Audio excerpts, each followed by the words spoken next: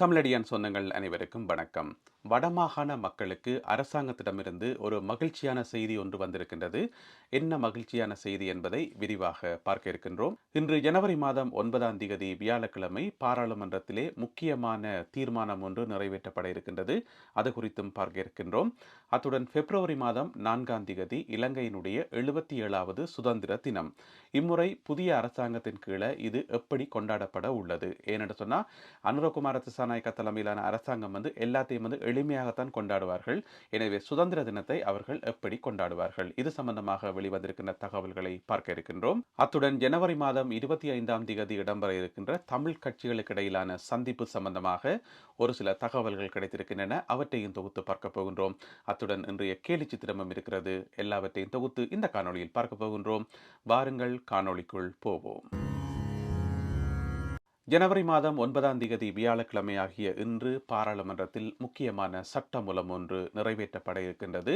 முதலில் பாராளுமன்றத்தில் சமர்ப்பிக்கப்பட இருக்கின்றது. எதற்காக நிறைவேற்றப்படும் என்று சொல்லி நான் சொல்றேன் என்று சொன்னால், அது கட்டாயம் நிறைவேற்றப்படும் என்றது முன்கூட்டியே எல்லோருக்குமே தெரியும். அது என்னென்று சொன்னால், உங்களுக்கு தெரியும், உள்ளூராட்சி சபை தேர்தலை நடத்துவதற்கான ஒரு சட்டமூலம். அதாவது 2023ஆம் ஆண்டு ஏற்கனவே உள்ளூராட்சி சபை தேர்தலை நடத்தப்போறோம் என்று சொல்லி வேட்பு மனுக்கள் எல்லாம் கோரி ஆக்கள் எல்லாம் காசு கட்டினவே. எனவே அந்த காசை திருப்பி கொடுக்கணும். அந்த வேட்பு மனுக்களை இல்லாம செய்யணும். புதிய வேட்பு மனுக்கள் கோரணும். எனவே அதுக்காக ஒரு சட்ட திருத்தம் ஒன்று கொண்டு போயிடும். அந்த சட்ட திருத்தம் தான் இன்றைக்கு பாராளுமன்றத்தில் சமர்ப்பிக்கப்பட இருக்குது. அது சமர்ப்பிக்கப்பட்டு பெரும்பான்மை வாக்குகளோட வெற்றி பெற்ற பிறகு இன்றையில இருந்து அடுத்து வரும் 3 மாதங்களுக்குள்ள தேர்தல் திணைக்களம் உள்ளூராட்சி சபை தேர்தலுக்கான திகதியை அறிவிச்சு தேர்தலை நடத்தணும். அரசாங்கம் சொல்லி இருக்குது, இதுக்கு தேவையான நிதி வளம் எல்லாம் எங்கள்கிட்ட இருக்குது. எனவே நாங்கள் நிதியை வழங்குவதற்கு தயாராக இருக்கிறோம் என்று சொல்லி அரசாங்கம் சொல்லி இருக்குது. கிட்டத்தட்ட 8 பில்லியன் ரூபாயிலிருந்து ஒரு 14 பில்லியன் ரூபாய் வரைக்கும் ஏதோ செலவாகும் என்று சொல்லி சொல்லப்படுகிறது. எனவே அதுக்கு தேவையான நிதி எல்லாத்தையும் வழங்க தாங்கள் தயாராக இருப்பதாக அரசாங்கம் சொல்லி இருக்குது. எனவே இன்றைக்கு பாராளுமன்றத்தில் அந்த சட்டமூலம் நிறைவேற்றப்பட்ட பிறகு தேர்தல் திணைக்களம் தேர்தலுக்கான திகதியை அறிவிக்கும். பெரும்பாலும் சித்திரை புத்தாண்டுக்கு முதல் தேர்தலை நடத்தி முடிக்க வேண்டும் என்பது அரசாங்கத்தினுடைய விருப்பமாக இருக்கின்றதாம். எனவே தேர்தல் திணைக்களமும் அப்படியான ஒரு திகதியை அறிவிக்கும் என எதிர்பார்க்கப்படுகின்றது. பிப்ரவரி மாதம் 4ஆம் தேதி இலங்கையினுடைய 77வது சுதந்திர தினம். அது எப்படி கொண்டாடப்படும் என்றது ஒரு ஆர்வமாக இருக்குது. எனக்கு கூட இது மிகவும் ஆர்வமாக இருக்கு. ஏனென்று சொன்னால், ஜனாதிபதி அனுரகுமார திசாநாயக்க தலைமையிலான இந்த புதிய அரசாங்கம் செய்கிற ஒவ்வொரு விஷயத்தையும் மிக எளிமையாக செலவுகளை குறைத்து சாதாரணமாக செய்யுது. ஆனால் இந்த சுதந்திர தினத்தை அவர்கள் எப்படி செய்ய போகின்றார்கள், எப்படி எதிர்கொள்ள போகின்றார்கள்? ஏனென்று சொன்னால், இலங்கையில் கொண்டாடப்படுற சுதந்திர தினம் என்றது அங்கே இருக்கிற எல்லா மக்களும் சேர்ந்து கொண்டாடுற ஒரு நிகழ்வு இல்லை. அது ஒரு பகுதி மக்களை நோகடிச்சு அவர்களை காயப்படுத்தி தான் அந்த நிகழ்வு எப்போவுமே கொண்டாடப்படும். கடந்த காலங்கள், கடந்த 76 வருஷமா அப்படித்தான் கொண்டாடப்பட்டு கொண்டு வருது. இந்த முறை 77வது சுதந்திர தினம். புதிய அரசாங்கம் மாறி இருக்கிறது. ஒரு பிராக்டிக்கலான அரசாங்கம் மாறி இருக்குது. எனவே இதை எப்படி கொண்டாட போகிறார்கள்? இது சம்பந்தமாக அரசாங்கம் ஒரு 6 முக்கியமான விஷயங்களை அறிவிச்சிருக்குது. அதுல முதலாவது என்னென்று சொன்னா, மிக மிக குறைந்த செலவுல தான் இதை கொண்டாட போறோம் என்று சொல்லி. ரெண்டாவது விருந்தினர்களை கூப்பிடுறது தானே. பழமையா 3000க்கு கிட்ட விருந்தினர்களை கூப்பிடுறதாம் இந்த நிகழ்வுகளுக்கு. இந்த முறை 1600 பேரை தான் கூப்பிட போயினோம். எனவே 3000லிருந்து 1600ஆக குறைக்கப்படுமாம். அடுத்த ஒரு முக்கியமான விஷயம், அந்த ஜனாதிபதிக்கு 21 வேட்டுகள் தீர்த்து மரியாதை கொடுக்கிறது தானே. இந்த முறை அந்த வெடியெல்லாம் இல்லையாம். 21 மரியாதை இல்லை என்று சொல்லி சொல்லப்படுகின்றது. அடுத்தது 4வது விஷயம் இராணுவ அணிவகுப்பு இருக்குமாம். ஆனா முந்தின மாதிரி பெரிய அளவில் ஆடம்பரமாலாம் இருக்காது. மிக சொற்ப அளவில் இராணுவ மற்றும் போலீசினுடைய அணிவகுப்பு மரியாதை இருக்கும் என்று சொல்லி சொல்லப்படுகின்றது. அது மட்டும் இல்லாமல் முந்தைய காலங்களில் கவச வாகனங்கள் மற்றது இதர ஆயுத வளங்கள் என்று சொல்லி ஒரு பெரிய ஒரு அணிவகுப்போடு நடக்கும். இந்த முறை கவச வாகனங்களோ வேறு எந்த ஆயுத அணிவகுப்போ இருக்காது என்று சொல்லி சொல்லப்படுகிறது. அதுவும் மட்டுப்படுத்தப்பட்டிருக்காம். அதே மாதிரி விமானப்படையினருடைய சாகசங்கள் கடந்த காலங்களில் அது பெரிய அளவில் நடக்கும். இந்த முறை இருக்குதாம். ஆனால் மிகவும் வரையறுக்கப்பட்ட அளவில், லிமிட்டட் அளவில் இருக்குமாம் என்று சொல்லி சொல்லப்படுகின்றது. எனவே இந்த முக்கியமான விஷயங்களை அரசாங்கம் அறிவித்திருக்கின்றது. எனவே இந்த முறை சுதந்திர தினம் ஒரு வித்தியாசமான தினமாக இருக்க இருக்கும் என்று சொல்லி எதிர்பார்க்கலாம். இருந்த போதிலும் கூட எல்லா மக்களும் மகிழ்ச்சியோட இது உண்மையான சுதந்திர தினம்தான், எங்களுக்கு வழங்கப்பட்ட உண்மையான சுதந்திரம் தான் என்று சொல்லி உணர்வோட கொண்டாடுற ஒரு நிலைமையை வந்து அரசாங்கம் உருவாக்கணும். இந்த முறை வந்து அது உருவாக்கப்பட்டிருக்கான்னு கேட்டா அது மிகப்பெரிய கேள்விக்குறி. எனவே அடுத்த வருஷத்திலேயாவது அனைத்து மக்களும் இதை கொண்டாடக்கூடிய மாதிரி நீங்கள் வேலை திட்டங்களை வந்து முன்னெடுக்கணும் என்றுதான் ஜனாதிபதி அனுரகுமார திசாநாயக்கா அவர்களுக்கு எங்களுடைய வேண்டுகோள். ஏன்னு சொன்னா இதே விஷயத்தை வந்து அவர் ஏற்கனவே மேடைகளில் வந்து பல முறை சொல்லியிருக்கார். சுதந்திர தினம் என்றது நாட்டில் இருக்கிற எல்லா மக்களும் வந்து மகிழ்ச்சியோட கொண்டாடணும், ஒரு பகுதி மக்களை வந்து நோகடிச்சு சுதந்திர தினம் கொண்டாடக்கூடாதுன்னு சொல்லி அவரே சொல்லியிருக்கார் பல முறை மேடைகளில். எனவே பொறுத்திருந்து பார்ப்போம் என்ன நடக்க போகுது என்று சொல்லி. வடமாகாண மக்களுக்கு அரசாங்கத்திடமிருந்து கிடைத்திருக்கின்ற நல்ல செய்தி என்னென்னு சொன்னால், வடமாகாணத்தில் வந்து 5 தொழில்பேட்டைகளை அமைப்பதற்கு அரசாங்கம் தீர்மானிச்சிருக்காம். 5 தொழில்பேட்டைகள் வடமாகாண இளைஞர் யுவதிகளுக்கு வேலை வாய்ப்புகளை வழங்கும் முகமாகவும் பொருளாதாரத்தை வந்து வளர்க்கும் முகமாகவும் இந்த தொழில்பேட்டைகள் இருக்கும் என்று சொல்லப்படுது. இதுக்கு வந்து காணிகள் எல்லாம் ஏற்கனவே பார்த்து இடங்கள் எல்லாம் ஒதுக்கப்பட்டாயிட்டாம். எனவே வந்து விரைவில் அதுக்கான கட்டுமான பணிகள் வந்து ஆரம்பிக்கப்படும் என்று சொல்லி அரசாங்கம் அறிவித்திருக்கிறது. அரசாங்கம் சார்பாக அமைச்சர் விஜித ஹேரத் அவர்கள் இந்த தகவலை வெளியிட்டிருக்கின்றார். என்னென்னு சொன்னா, தேசிய மக்கள் சக்தி கட்சியினுடைய யாழ் கிளிநொச்சி மாவட்ட பாராளுமன்ற உறுப்பினர்கள் வந்து அமைச்சர் விஜித ஹேரத் அவர்களை வந்து சந்தித்து கதைச்சவை நேற்று. அப்போ அவர்களோட கதைக்குள்ள தான் இந்த வாக்குறுதியை வந்து அவர்கள் வழங்கியிருக்கிறார்கள். அது மட்டும் இல்லாமல் அமைச்சர் விஜித ஹேரத் வந்து இன்னும் ஒரு முக்கியமான விஷயம் சொல்லியிருக்கார். இந்த திட்டங்களில் வந்து முதலீடுகள் செய்யறதுக்கு புலம்பெயர் தமிழர்கள் வந்து தாராளமாக முதலீடு செய்யலாம், இலங்கை முதலீட்டு சபைக்கு ஊடாக வந்து நீங்கள் நிறைய முதலீடுகள் செய்யலாம் என்று சொல்லி ஒரு பகிரங்கமான அழைப்பொன்றை விடுத்திருக்கிறார். அதோட தேசிய மக்கள் சக்தி கட்சியைச் சேர்ந்த பாராளுமன்ற உறுப்பினர்களும் சுட்டிக்காட்டியிருக்கிறோம், ஏராளமான புலம்பெயர் தமிழர்கள் வந்து தாயகத்துக்கு வந்து முதலீடு செய்யறதுக்கு ஆர்வத்தோடு இருக்கின்றார்கள். நீண்ட காலங்களாக வெளிநாடுகளில் இருக்கிற அவர்கள் வந்து எங்களுடைய மண்ணில் வந்து முதலீடு செய்யறதுக்கு ஆர்வமாக இருக்கிறார்கள் சொல்லி அவர்களும் சுட்டிக்காட்டி இருக்கின்றார்கள். எனவே அமைச்சர் விஜித ஹேரத் அவர்களும் அதை வந்து உறுதிப்படுத்தியிருக்கிறார். ஆனால் ஒரு சிக்கல் என்னென்னு சொன்னால், இந்த பயங்கரவாத தடைச்சட்டம் என்றது எப்போவுமே ஒரு அச்சமூட்டக்கூடிய ஒரு விஷயமாகவே இருக்குது. புலம்பெயர் மக்கள் மத்தியில் நம்பி போகலாமான்றது மிகப்பெரிய கேள்விக்குறியாக இருக்கிறது. எனவே வாய் மூலமாக வழங்கப்படுற ஒரு வாக்குறுதியை நம்பி போகலாமான்றது ஒரு மிகப்பெரிய கேள்விக்குறிதானே. எனவே வந்து பயங்கரவாத தடை சட்டத்தை நீங்க நீக்கி விட்டீங்கன்னு சொன்னா ஒரு பிரச்சனையுமே இல்லை. அதை வந்து அரசாங்கம் கூடுதல் கவனம் செலுத்தணும். எதிர்க்கட்சி தலைவர் சஜித் பிரேமதாசா கூட கேட்டிருந்தவர் அதை நீக்க சொல்லி. எனவே அதிலையும் அரசாங்கம் ஒரு கவனத்தை செலுத்தி மிக விரைவாக அந்த பயங்கரவாத தடை சட்டத்தை நீக்கினா ஏராளமான முதலீடுகள் வந்து வந்து குவியும் என்றதுல எந்த விதமான சந்தேகமும் இல்லை.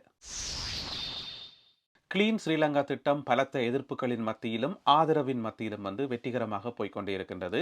அதில் ஒரு கட்டமாக பொலிஸ்மா அதிபரை சந்தித்து பேச்சுவார்த்தை நடத்த போகிறோம் என்று சொல்லி இந்த தனியார் பேருந்துகளினுடைய உரிமையாளர் சங்கம் வந்து சொல்லியிருந்தது. அப்பயே நாங்கள் சொல்லியிருந்தோம், நாங்கள் ஒரு வீடியோவில் வந்து சந்தித்து ஒரு பிரயோசனமும் இல்லை என்று சொல்லி. அதாவது நாட்டில் என்ன சட்டமோ அந்த சட்டத்தை பின்பற்றதான் உங்களுக்கு முன்னால் இருக்கக்கூடிய தெரிவாக இருக்க முடியுமே தவிர சும்மா போய் பொலிஸ்மா அதிபரை சந்திக்கிறதுல ஒரு பிரயோசனமும் இல்லை என்று சொல்லி நேற்று போய் அவர்கள் சந்தித்து கதைச்சவே பொலிஸ்மா அதிபர் சொல்லியிருக்கார், அடுத்து வரும் 3 மாதங்களுக்குள்ள உங்களோட வாகனங்களில் பூட்டப்பட்டிருக்கிற தேவையில்லாத இதெல்லாத்தையும் வந்து கலட்டணும் என்று சொல்லி அதோட வந்து நாடளாவிய ரீதியில் வந்து வேலை நிறுத்த போராட்டத்தில் ஈடுபடுறதுக்கு தீர்மானிச்சிருந்தவையாம். ஏன்னு சொன்னா, இந்த வாகனங்களில் பொருத்தப்பட்டிருக்கிற இந்த மணவர செட் மாதிரியான ஐட்டங்களை வந்து கலட்ட சொன்னதுக்காக. எனவே வந்து அது ஒரு வீணான நடவடிக்கை. வேலை நிறுத்த போராட்டத்தில் ஈடுபடுறது வந்து இப்போ வந்து அதை அவர்கள் கைவிட்டிருக்கிறார்கள். எனவே அரசாங்க தரப்பிலிருந்து இப்போ 3 மாத கால அவகாசம் கொடுக்கப்பட்டிருக்கிறது இந்த மேலதிகமான விஷயங்கள் எல்லாத்தையும் வந்து கலட்டணும்னு சொல்லி. இதில் மருத்துவ தரப்பில் இருந்து மருத்துவர்கள் சார்பாக ஒரு முக்கியமான தகவல் ஒன்று வந்திருக்குது. அதை நாங்கள் தெரிஞ்சு கொள்ளணும். அது என்னென்னு சொன்னால், டாக்டர் சுமித் அம்பேபிட்டி என்று சொல்லி அவர் ஒரு தகவல் வெளியிட்டிருக்கார். அவர் ஒரு மருத்துவர். என்ன சொல்லியிருக்கார் என்று சொன்னால், இந்த விபத்துக்கள் நடந்த பிறகு அதில் காயப்பட்டவர்கள், அதில் வந்து இறந்தவர்கள் எல்லாரும் ஹாஸ்பிட்டலுக்கு தானே கொண்டு போவினோம். அப்போ அந்த ஹாஸ்பிட்டலுக்கு கொண்டு போயிட்டு அவைக்கு ட்ரீட்மெண்ட் கொடுக்கல, சிகிச்சை அளிக்கக்குள்ள அவர்களுக்கு சிகிச்சை வழங்குகிற மருத்துவர்கள் வந்து எப்படியான சிகிச்சை செய்யணுமாண்டா, காயப்பட்டவர்களுடைய உடல்ல இருந்து நட்டுகள், ஆணிகள், தேவையில்லாத தகரங்கள் என்று சொல்லி எத்தனையோ பொருட்களை வந்து மீட்டெடுக்கணுமாம். இது முதலாவது. அடுத்தது வந்து இறந்தவர்களுக்கு இருந்த விபத்தில் இறந்தாக்கள் அவைகளுக்கு வந்து போஸ்ட்மார்ட்டம் செய்யக்குள்ள அப்பையும் அவையின் உடம்புக்கு இருந்து தேவையில்லாத நட்டுகள், ஆணிகள், தகரங்கள், கண்ட கண்ட சாமான் எல்லாத்தையும் வந்து எடுக்கணுமாம். இதை வந்து டாக்டர் சொல்லியிருக்கார். தாங்கள் போஸ்ட்மார்ட்டம் செய்யக்கையும் சரி, விபத்தில் காயப்பட்டாக்களுக்கும் சரி, இந்த நட்டுகள், ஆணிகள், தகரங்கள் எல்லாம் எங்கேருந்து வந்தது, எங்கேருந்து வந்தது? எல்லாமே வந்து இந்த வாகனங்கள்ல தேவையில்லாம அழகுக்காக பூட்டப்படுறது. அழகில்லை அது உண்மையில. உண்மையில பார்த்தா அது அழகில்ல. எனவே அழகென்று சொல்லி பூட்டப்படுற இந்த பொருட்கள்ல இருந்தானாம் இதெல்லாம் வருதாம். இதுக்கு நல்ல உதாரணம் ஒன்று இருக்குது. கிட்டடியில வந்து பார்த்தீங்கன்னு சொன்னா, ஹட்டன்ல இருந்து வந்த பஸ் ஒன்று மல்லிகைப்பூ சந்தி என்று சொல்லப்படுற ஒரு இடத்துல வந்து விபத்துக்குள்ளாகி பள்ளத்துக்குள்ள பாய்ஞ்சது. அத நாங்க கேள்விப்பட்டனாங்க. அதுல வந்து 3 பேர் செத்த வினம், 30 பேர் காயமடைஞ்ச வினம். அதுல வந்து பார்த்தீங்கன்னு சொன்னா, அந்த 3 பேர்ட்ட உடலையும் போஸ்ட்மார்ட்டம் செய்யக்குள்ள, அங்க பார்த்தா தேவையில்லாத கம்பிகளும், இரும்புகளும் இதெல்லாம் இருந்ததாம். அது மட்டும் இல்லாம அதுல காயமடைஞ்ச ஆட்களுக்கு வந்து நிறைய காயங்கள் ஏற்பட்டதே அந்த பஸ்ஸுக்குள்ள இருந்த தேவையில்லாத பொருட்களால தானாம். எனவே அன்பான மக்களே, எங்களுக்கு அழகு முக்கியமா? அல்லது பாதுகாப்பு முக்கியமா? இப்ப என்ன பிரச்சனைன்னு சொன்னா, இந்த தனியார் பேருந்து உரிமையாளர் சங்கம் வந்து அரசாங்கத்தோட மல்லு கட்டி கொண்டிருக்குது. அத மாத்த மாட்டோம், இத மாத்த மாட்டோம், அதுக்கு சட்டம் இருக்குத்தானே என்று சொல்லி.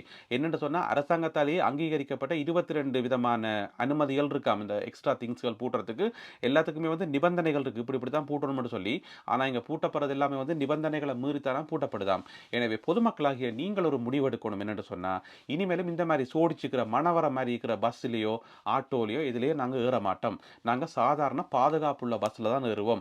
ஒரு பஸ்ல நீங்க ஏறுறதாக இருந்தால் டயர் நல்லா இருக்கா, பிரேக் நல்லா இருக்கா, அந்த டிரைவர் வந்து ஒழுங்கா நிதானமா பஸ்ஸை ஓடுவாரா, இந்த மாதிரியான விஷயங்களை தான் நீங்க பார்க்கணுமே தவிர, நீங்க இருக்கிற சீட்ல வந்து பெல்ட் இருக்கா, இதைத்தான் பார்க்கணும். அந்த பெல்ட் வந்து ஒழுங்கா வேலை செய்யுதா, இதுகளைத்தான் பார்க்கணுமே ஒழிய அங்க தொங்குற எக்ஸ்ட்ரா திங்ஸால உங்களுக்கு ஒரு பிரயோசனமும் இல்லை. நீங்கள் பயணம் செய்யப்படுறதே ஒரு 5 மணித்தியாலமோ 6 மணித்தியாலம் தான். இந்த 5-6 மணித்தியாலத்துக்குள்ள உங்களுக்கு ஏதாவது தொங்கணுமா? அவசியமே இல்லை. மேல தொங்குற ஒவ்வொன்றுமே வந்து உங்களோட தலைக்கு மேல தொங்குற கத்தி என்று நினைச்சுக்கொள்ளுங்க. இதுதான் உண்மை. ஏனென்றால் ஆக்சிடென்ட் படைக்குள்ள அவ்வளோ திங்ஸும் பறந்து வந்து உங்களோட முகத்தில் அடிச்சு தேவையில்லாமல் சாக தேவையில்லாத ஆக்கள் கூட சாயினமாம் இந்த மாதிரியான விபத்துக்களால. இதை வந்து டாக்டர்ஸ் மாதிரியே சொல்லியிருக்கணும். எனவே அன்பான உறவுகளே, அப்படியான பஸ்ஸுகளில் வந்து ஏற வேண்டாம். அப்படியான ஆட்டோக்களை வந்து ஏற வேண்டாம். ஏறாம விட்டு பாருங்கோ, ஆட்டோமேட்டிக்காக எல்லாம் கலட்டுவினம்.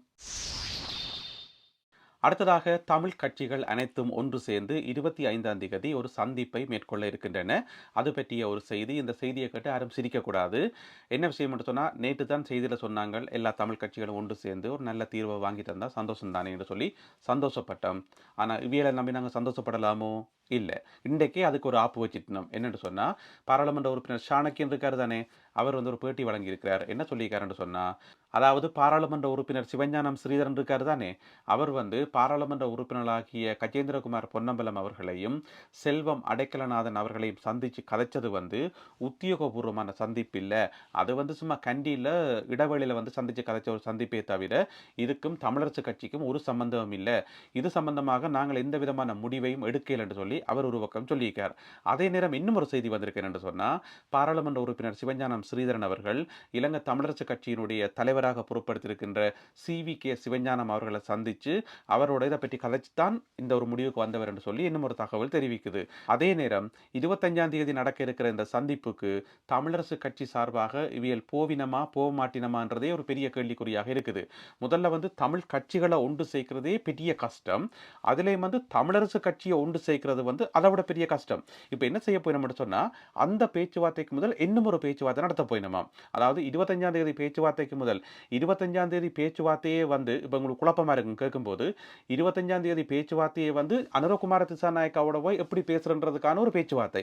அந்த பேச்சுவார்த்தைக்கு போகிறதுக்கு இன்னும் ஒரு பேச்சுவார்த்தை நடத்த போயினோம் தமிழரசு கட்சியினுடைய மத்திய குழு கூடி. அப்போ 25ஆம் தேதிக்கு முதல் தமிழரசு கட்சியினுடைய மத்திய குழு கூடி முடிவெடுக்கணும். உண்மையிலேயே 25ஆம் தேதி போகிறதா பேசுறதா, அப்படி போறதா இருந்தா யார் யார் போறது, என்ன கதைக்கிறேன்னு சொல்லி இவைக்குள்ள ஒரு முடிவு எடுக்கணும். அந்த முடிவை எடுப்பினமா இல்லையான்றதே ஒரு பெரிய கேள்விக்குறி. ஏன்னு சொன்னா உங்களுக்கு தான் தெரியுமே, இலங்கை தமிழரசு கட்சி வந்து ஒரு கூட்டம் போட்டா அதுக்கு வெளியில வந்து ஒரு பேனர் ஒன்று தொங்கும். அந்த பேனர் யார் வச்சுன்னு பார்த்தீங்கன்னு சொன்னா இலங்கை தமிழரசு கட்சியினுடைய பொதுச்சபை வச்சிருக்கும். எனவே பொதுச்சபையை சமாளிக்கணும், பிறகு கட்சியில் இருக்கிற மற்ற ஆக்களை சமாளிக்கணும், பிறகு லஞ்ச் பிரேக் வரும்போது நிறைய பேரை பிடிச்சி வெளியில விட்டு போட்டு முக்கியமான தீர்மானங்கள் எடுக்கணும். அந்த எடுக்கிற தீர்மானம் வந்து சாதகமாக இருக்கணும். அதுக்கு பிறகு யார் போய் பேச்சுவார்த்தையில் ஈடுபடுறது, தனியா சிவஞானம் ஸ்ரீதரன் அவர்கள் மட்டும்தானா, இல்லை இன்னும் கொஞ்சம் பேராண்டு முடிவெடுக்கணும். அந்த பேச்சுவார்த்தை குழுவுக்கு யார் பேச்சாளர், அந்த பேச்சாளரா அல்லது இந்த பேச்சாளரான்னு சொல்லி அதை முடிவெடுக்கணும். இவ்வளோ முடிவுகளும் எடுத்தா பிறகு தமிழரசு கட்சி தனக்குள்ள இவ்வளோ முடிவுகளையும் எடுத்தா பிறகுதான் 25ஆம் தேதி பேச்சுவார்த்தைக்கு போறதா இல்லையான்னு முடிவெடுப்பினோம். அப்படி போய் முடிவெடுத்து அப்புறம் அங்க போய் என்னத்தை கதைக்கிறது, எதை ஒத்துக்கொள்றது, எதை ஒத்துக்கொள்ளாம விடுறது என்று சொல்லி. எனவே எங்களுடைய கட்சிகள் எல்லாம் ஒன்று சேர்ந்து ஒரு பொதுவான முடிவுக்கு வாரது எப்படி என்று சொன்னா, நாங்கள் சின்ன பிள்ளையில இருக்க ஒரு கதை ஒன்று படிப்போம் தானே, தானே, 7 மலை 7 கடல் தாண்டி அங்கால போனா ஒரு புதையல் இருக்குமாம் என்று சொல்லி, அதே மாதிரி இந்த 7 ஸ்டெப் எல்லாத்தையும் தாண்டி போய்த்தான் இவர்கள் வந்து ஒற்றுமையாகணும். அதுக்கு பிறகு முடிவெடுத்து அதைத்தான் போய் ஜனாதிபதி அனுரகுமார திசாநாயக்காவோட கதைக்க போயினமாம். இப்ப சொல்லுங்கோ, 25ஆம் தேதி சந்திப்பு நடக்கும் என்ற நம்பிக்கை உங்களுக்கு இருக்கா இல்லையா? அடுத்ததாக இன்றைய கேலி சித்திரம் கார்ட்டூன். இதை வந்து கேலி சித்திரம் என்று சொல்ல முடியாது. இது ஒரு உணர்வுபூர்வமான ஒரு சித்திரம். அதாவது எங்களுடைய மலையக உறவுகள் பற்றின ஒரு சித்திரம். எங்களுடைய மலையக உறவுகள் வந்து நீண்ட காலமாக சம்பளத்தை உயர்த்தி தாங்கோ, ரூ. 1700 சம்பளம் தாங்கோன்னு சொல்லி கேட்டு போராடி கொண்டே வரினோம். போராடி போராடி களைச்சு போயிட்டோம்னே சொல்லலாம்.